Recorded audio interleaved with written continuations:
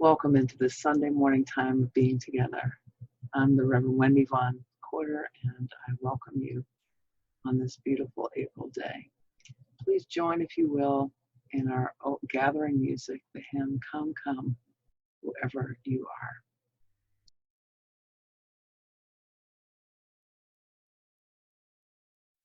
Come, come, whoever you are, wanderer, worshipper, lover of leaving, ours is no caravan of despair. Come, yet again come. Come, come, whoever you are, wanderer, worshipper, whoever you're leaving, cause it's no caravan hour is standing, cause it's no caravan hour is standing, cause it's no caravan hour is standing, cause it's no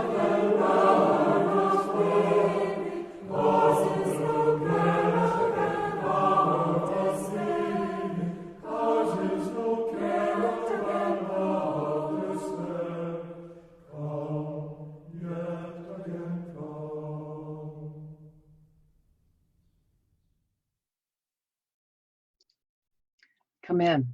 Come into this place we've made holy by our presence. Come in with all of your vulnerabilities and strengths, fears and anxieties, loves and hopes. For here you need not hide, nor pretend, nor be anything other than who you are and are called to be. Come into this place where we can touch and be touched, heal and be healed, forgive and be forgiven. Come into this place where the ordinary is sanctified, the human is celebrated, and the compassionate is expected.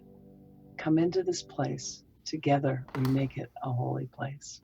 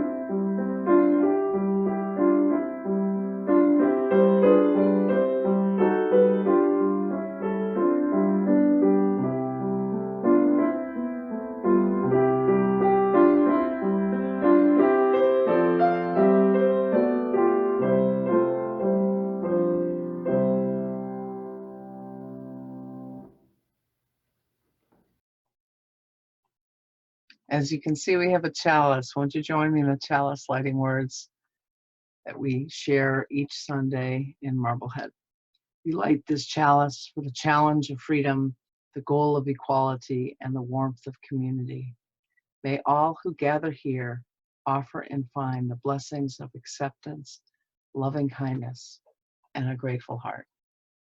Our story this morning is from Aesop. It's a fable, and the name of it is Members of the Body.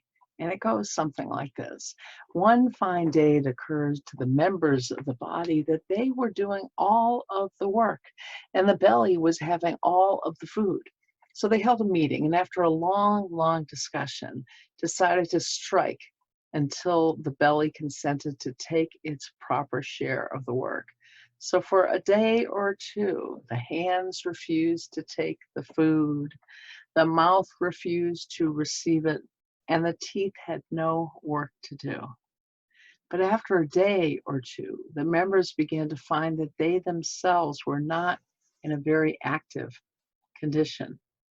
The hands could hardly move, and the mouth was all parched and dry, and while the legs were unable to support the rest. So thus they found that even the belly, in its dull, quiet way, was doing necessary work for the body, and that all must work together, or the body will go to pieces. The story reminds us that we are all connected, even when it seems like our experiences and even perhaps our participation seems very different as well. Now is a time in our service that when we're in church, we come forward and we bring something that we are carrying with us in our hearts or in our heads or in our souls in a place that might not even be named. And we mark that. It might be somebody we're thinking about, or a great concern, or a great joy, or maybe just a thank you. We do it by marking it, by lighting a candle, dropping a pebble in the bowl, or writing a name in a prayer bowl. So here in this virtual environment, I encourage you to perhaps set aside a candle. You may have brought one this week, and light a candle if you would like at this time, or just take a moment of quiet reflection and think, what is it that you need to put aside or mark in some way that you could be fully present here with us today? In a moment, some gentle music will play, a piece by Bartok, by Karen, and then we'll take some time of quiet after the music ends, and then I'll have some words of prayer, and then we will go on to singing Spirit of Life. So let's just take a moment of quiet now as the music begins to play.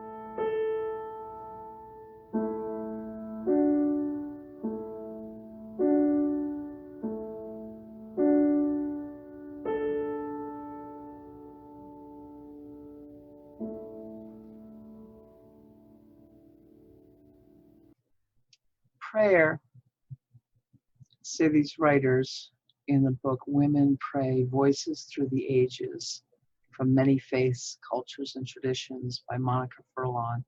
Prayer, say these writers, is not simply a matter of muttering words.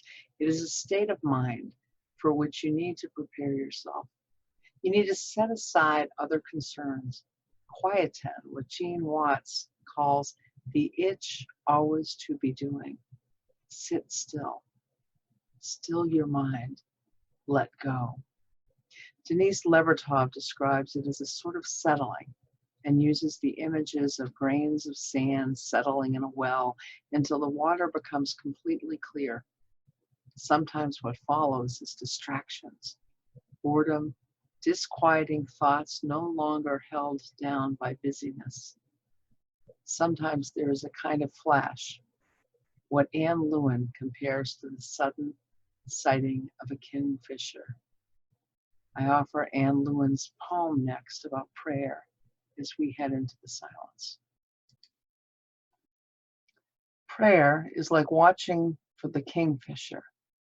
All you can do is be there where he is like to appear and wait. Often nothing much happens. There is space, silence, and expectancy. No visible signs, only the knowledge that he's been there and may come again. Seeing or not seeing cease to matter. You have been prepared.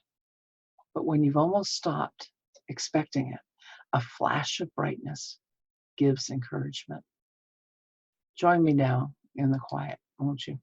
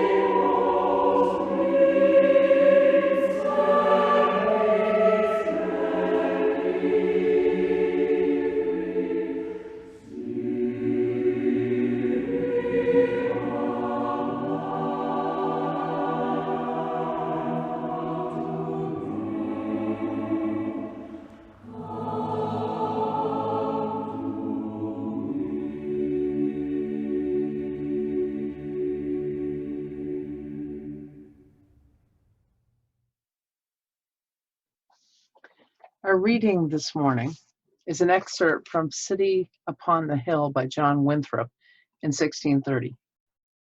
Now, the only way to avoid this shipwreck and to provide for our posterity is to follow the counsel of Micah, to do justice, to love mercy, to walk humbly with our God.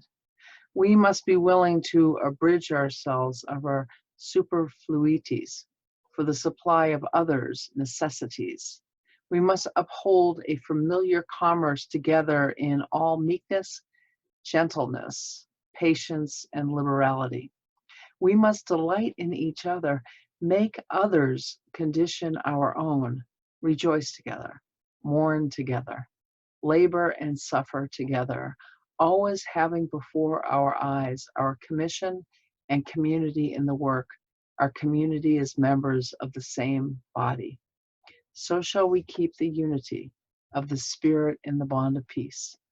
Thus ends this morning's reading. Our morning message today is called Community, Covenant, and Connection. Now, the context for Winthrop's sermon is important.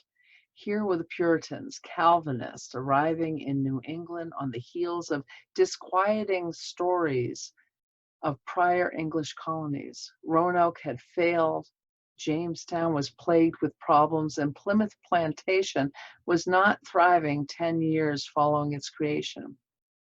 Winthrop, in his context, perhaps concluded that God was not with them, those others, or had abandoned them, but might be with the Puritans if they kept their covenant with God and choose to serve God's vision and values Or, as he wrote, turn away so that we will not obey, but shall be seduced and worship other gods, our pleasures and profits, and serve them. It is propounded unto us this day, we shall surely perish out of the good land whither we passed over this vast sea to possess it.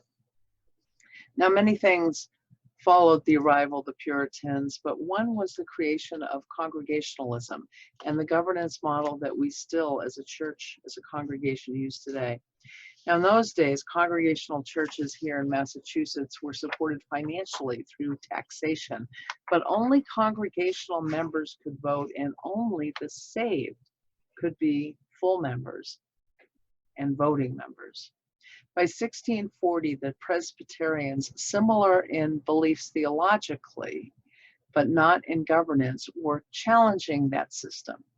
They differed that in Presbyterian polity or governance, it is the elders rather than the church members who have the authority to run affairs of the church.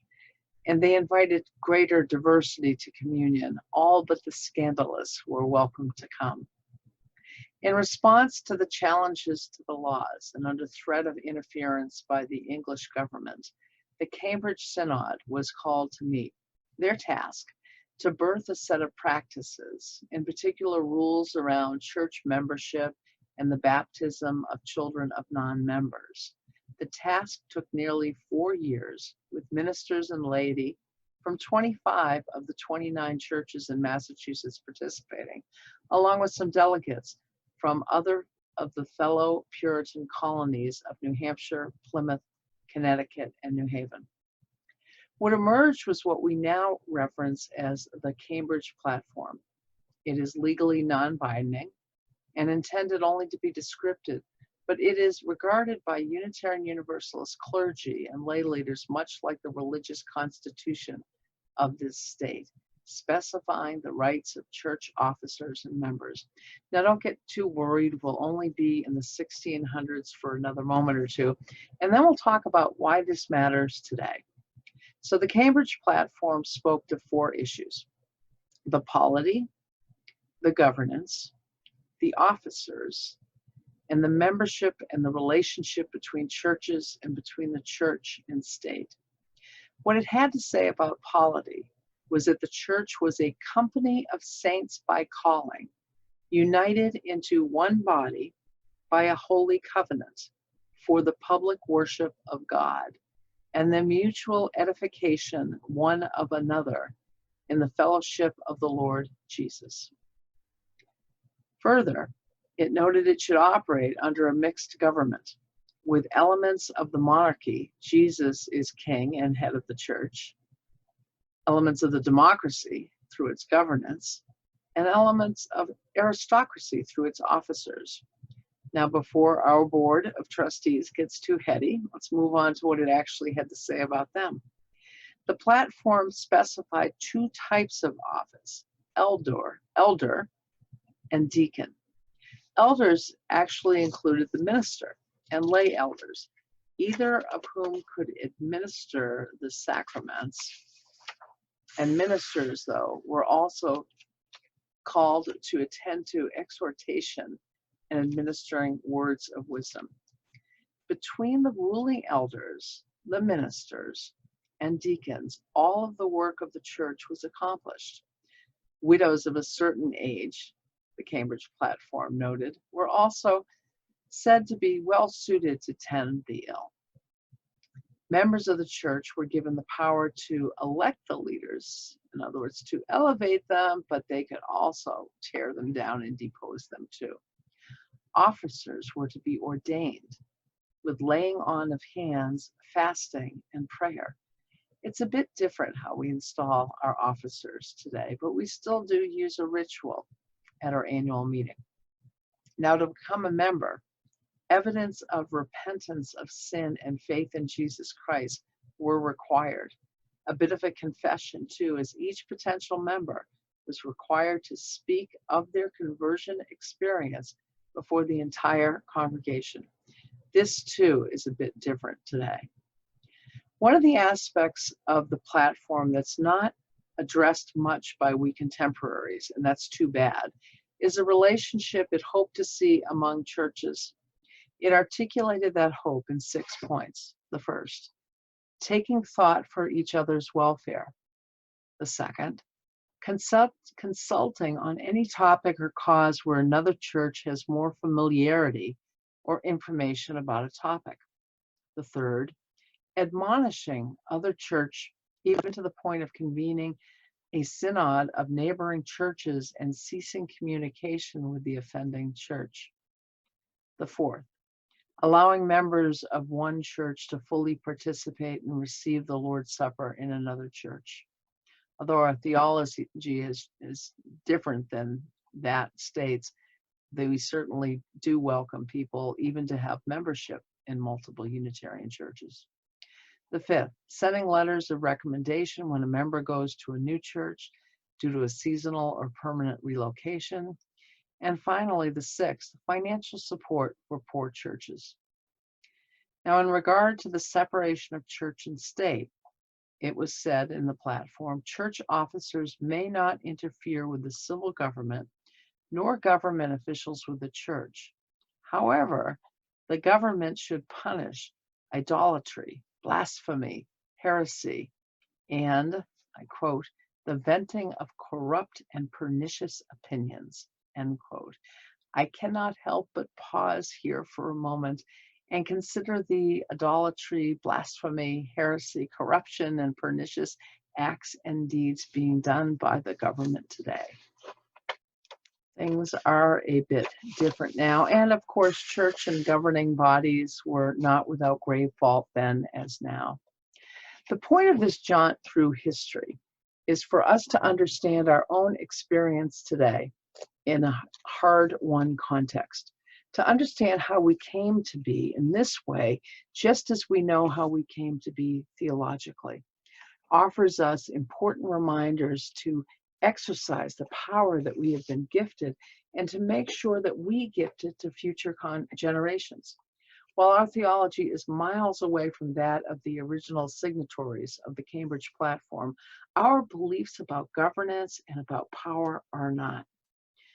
That was a really long way of saying that just as the Puritans arrived in challenging times with a charge to resist the evils of greed and profiteering by staying in covenant with one another and with their God, similarly positioned are we today. Aren't we too isolated on a ship, uncertain of what tomorrow brings, clear on the dangers of idolatry, of greed, clear on the highest stakes when one takes one's own comfort and places it above the safety of all, clear on what it means to hold highest the safety of the whole? Aren't we too poised to choose how we will face the challenges ahead, either as a people united in a covenant to live our values with each decision we make, or focus solely on our individual needs and desires and let our individual fears feed those? And don't we have a history built upon this older covenant to inform us that we will in fact weather the storm together, and we will emerge stronger than ever before? I believe that we are. I remember years ago, perhaps a dozen, we were at an annual meeting and someone was expressing a belief that any and all woes should be attributed to the minister that year. There was a bit of heat in the room, as I recall. A longtime member, Chuck Schifrin, stood in the rear and faces turned, and he said something like, "The church is not any one minister. I've been here with ministers I've liked a lot and some not so much, but I stay and I support the church because we are the church." That elder was calling people to covenant. And the covenant was strong and the people responded. And here we are 12 years later, celebrating the longest ministry since the 1800s. I recall a day when Nikki Moore, our current president, called us to covenant, saying something like, I've just spent a year touring the congregations of the North Shore as one of the first clients of the Family Promise program. She herself temporarily without a home. And I couldn't help but wonder, she told us, where is my church in this effort to end homelessness among families? The covenant was strong and the people responded, and here we are, many, many families later, with our sacred home, now a welcoming home, a place for temporarily homeless families nearly a month of every year. And today, as people come forward to say, let me know if someone needs groceries or prescriptions filled. I'll put on gloves and a mask and I will go. And others feel safe enough to share their vulnerability and say, I need help. I need someone to get those groceries for me. The covenant is strong and the people are present in the covenant and the people are responding within that covenant.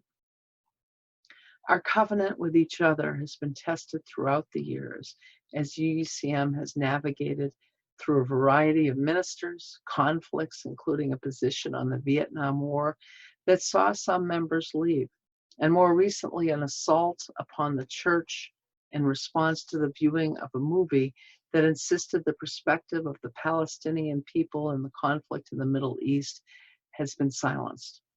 Even though we too, as a body, contain members of varied beliefs and different positions on that issue and immigration reform and no doubt many others, the covenant was strong then and is strong now, and the people rallied then and the people will always rally. Like the people on that ship, we have been tested and will be tested again. And I believe we're being tested today.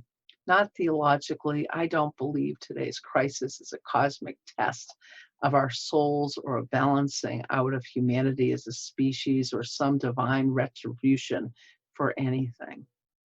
Rather, my theology informs me that it's a natural occurrence to which we have had a holy, WHOLLY, unholy response that was out of constitutional covenant by our leaders. And we have the power to remain holy, WHOLLY, rooted in our holy, HOLY, covenant with one another and the values that we affirm in this faith. And to do so is to take good care of ourselves, but care mightily for one another, for the greater good, and for this, our sacred institution. The only question is, do we value our connectivity and the power of our collective care to tend UUCM with faith that just as we keep our covenant with UUCM, UUCM will keep covenant with us? Can we grow in connectivity during this time, making our institution and our own bonds stronger? Can we move deeper into relationship with one another and with ourselves as people of religion and with our call to the covenant? Now is not the time to hunker in and away. Rather, it is the time to gather in together. Or choose ourselves over community. Hoard supplies, clutch our toilet paper, Purell, wallets, and purses in fear of the future. Or post things like I've seen from some fellow UUs, like, I have 2 rolls of toilet paper, and if you have none, I will give you 1. Or do not go to bed hungry. If you need food, I will find a way to leave it on your doorstep. Please copy and paste this and join the community. Or who needs masks? I'm making some and will send them. Now, friends, is the time. Now is not the time to focus on scarcity and our own needs. Rather, it's a time to consider giving what we can to anyone we're able, and trusting that this community, this ship of fellow voyagers, will take good care of one another along the way. It always has and it always will. And in doing so, the power of this community of which you are a part will lead us all forward for the sake of all people, not just its members. Now is the time to lead from our covenant, from our connectivity, our community, birthed so many years ago, to utilize all of our power. This is a time for which we were made to lead, not slumber, friends. Love is the doctrine of this church. The quest for truth is its sacrament, and service is its prayer. This is our great covenant, to dwell together in peace, to seek the truth in love, and to help one another toward the end that all souls shall grow in harmony with the divine. May it be so. May it be so.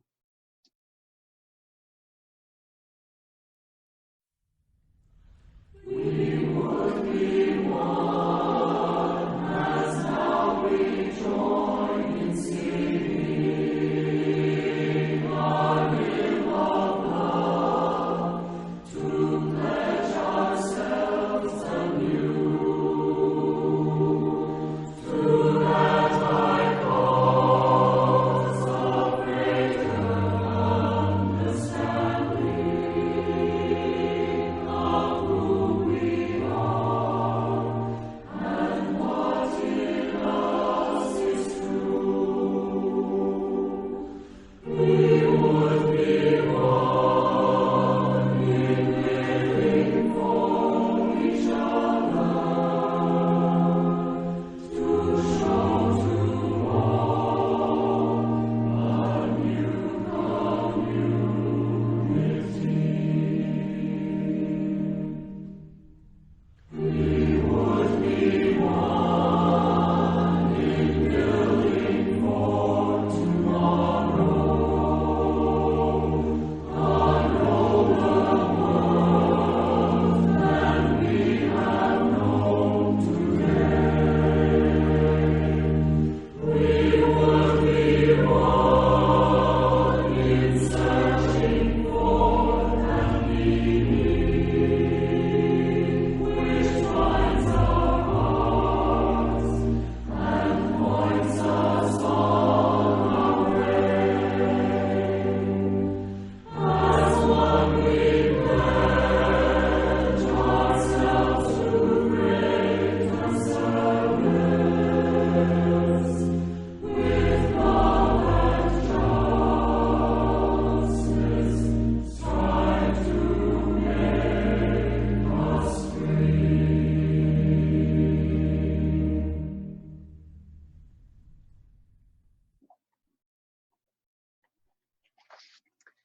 Now is the time for us to consider another way in which we use our power. First, in gratitude. Take a moment and answer this question aloud if you'd like. For what am I grateful right now?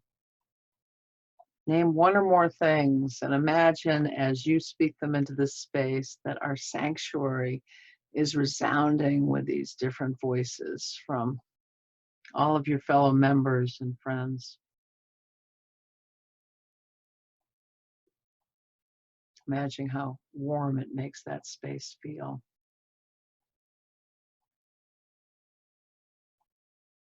And now let's move to make room for being grateful for the existence of that sanctuary.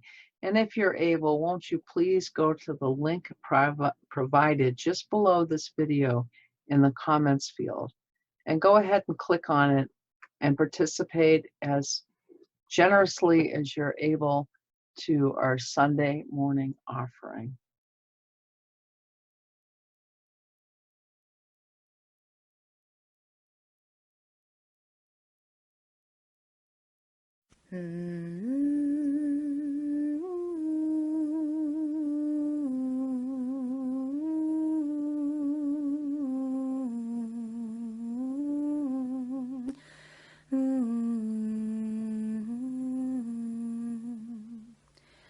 From you I receive, to you I give, together we share, and by this we live. From you I receive, to you I give. Together we share, and by this we live.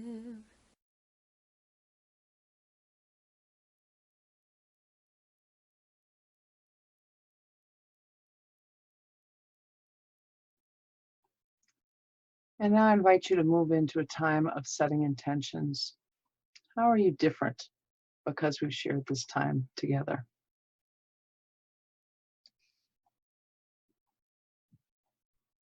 Take a moment of quiet and reflect and set your intentions as I set mine.